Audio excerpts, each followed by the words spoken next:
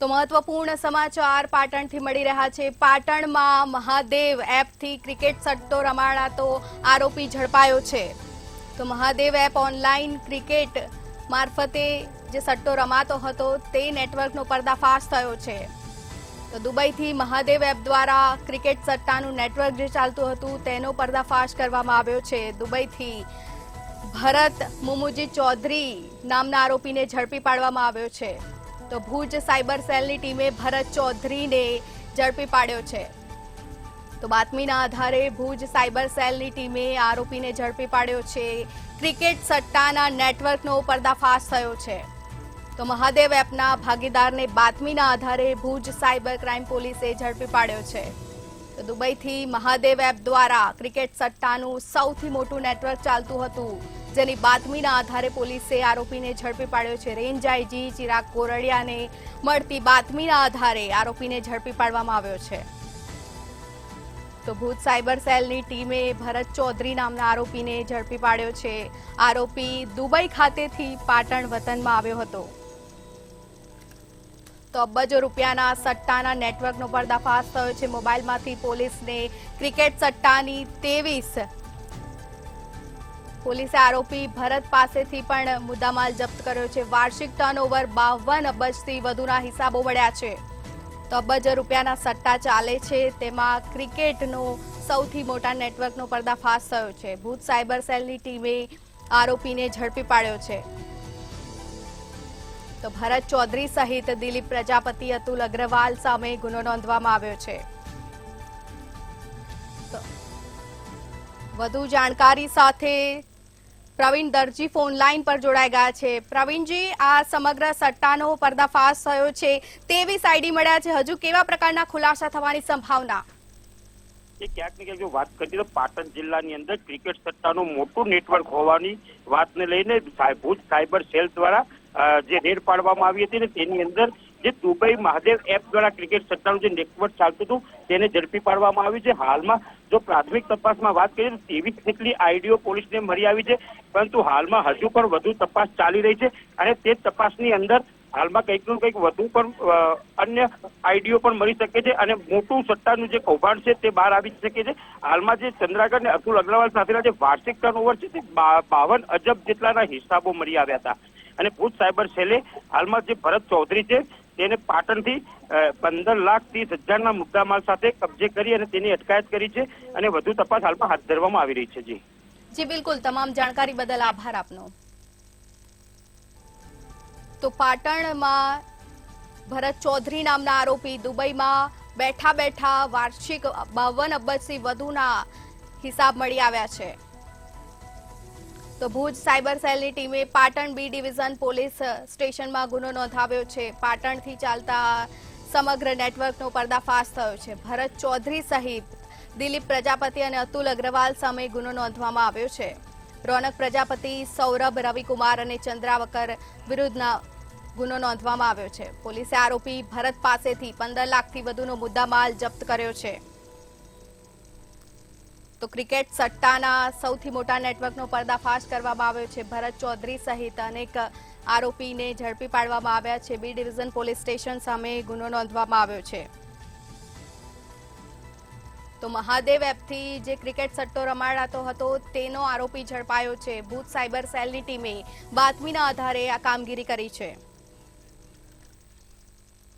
વધુ જાણકારી સાથે સંવાદદાતા વિશાલ મહેતા ફોન લાઈન પર જોડાઈ ગયા છે। વધુ જાણકારી સાથે સંવાદદાતા વિશાલ મહેતા લાઈવ જોડાઈ ગયા છે। વિશાલ, સમગ્ર જે નેટવર્કનો પર્દાફાશ થયો છે, ગુજરાતના કેટલા લોકોની સંડોવણી આમાં હોઈ શકે?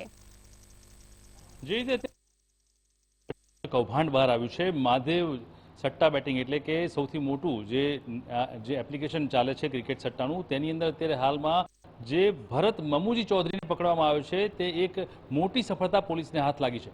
કારણ કે અત્યારે હાલમાં ક્રિકેટનો જમાનો છે, એક સિરીઝ પૂરી થાય છે ને બીજી સિરીઝ શરૂ થાય છે, એટલે કે ક્યાંક ને ક્યાંક જોવા જઈએ તો અત્યારે હાલમાં જે ક્રિકેટ ચાલતી હોય છે તે પણ એક સટ્ટાનો એટલે કૌભાંડનો ભાગ જ છે અને એટલા માટે અત્યારે હાલમાં જે ક્રિકેટ સટ્ટાના જે મુખ્ય ધારકો છે અથવા તો જે ક્રિકેટ સટ્ટા બેટિંગ ચલાવે છે તે લોકો પણ અત્યારે હાલમાં કરોડો રૂપિયાની સટ્ટા બેટિંગ કરતા જોવા મળતા હોય છે. બીજી તરફ પોલીસ આવા મોટા સટ્ટા કિંગોને પકડવા માટે ક્યાંક ને ક્યાંક પેરવી લગાવીને બેઠી હોય છે.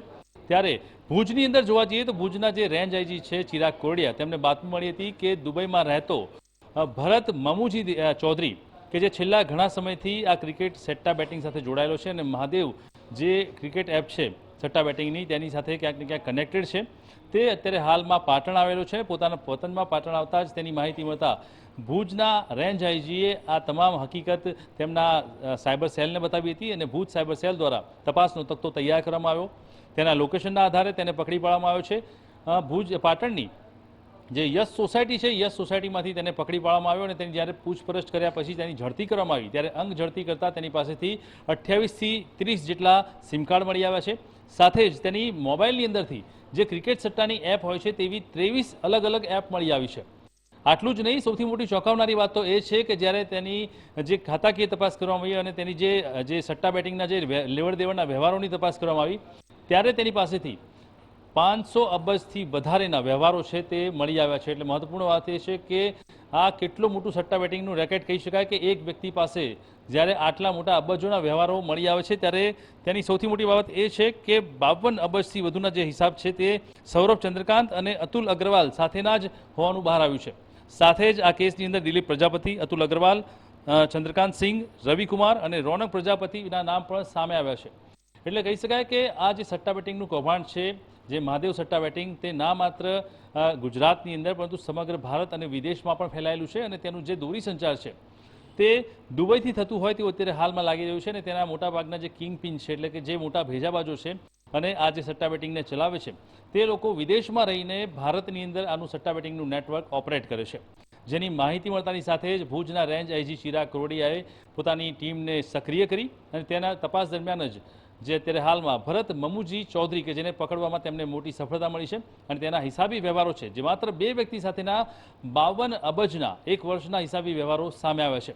એટલે કહી શકાય કે જો આ અન્ય જે વ્યક્તિઓના નામ બહાર આવ્યા છે, જે અન્ય 4 થી 5 વ્યક્તિઓના નામ સામે આવ્યા છે અને તેમની સામે ગુનો નોંધવાની કાર્યવાહી શરૂ કરાઈ છે, તેમને પકડવામાં આવશે તો એક મોટું કૌભાંડ સામે આવે તેવી શક્યતાઓ હાલ વર્તાઈ રહી છે. જી વિશાલ, આ પ્રકારના અનેક ઇન્ટરનેશનલ ક્રિકેટ સટ્ટાનો જે પર્દાફાશ થતો જ રહેતો હોય છે, અગાઉ પણ થયેલા છે, તો સરકાર આમાં કેમ કોઈ પગલાં નથી લેતી?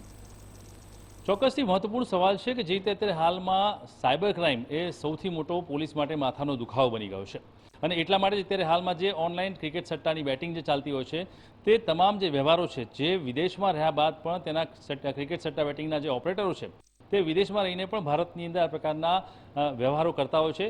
કેટલાક સિલેક્ટેડ માણસોને પકડી અને તેના દ્વારા જે આ સમગ્ર જે કૌભાંડ છે તે ચલાવવામાં આવતું હોય છે.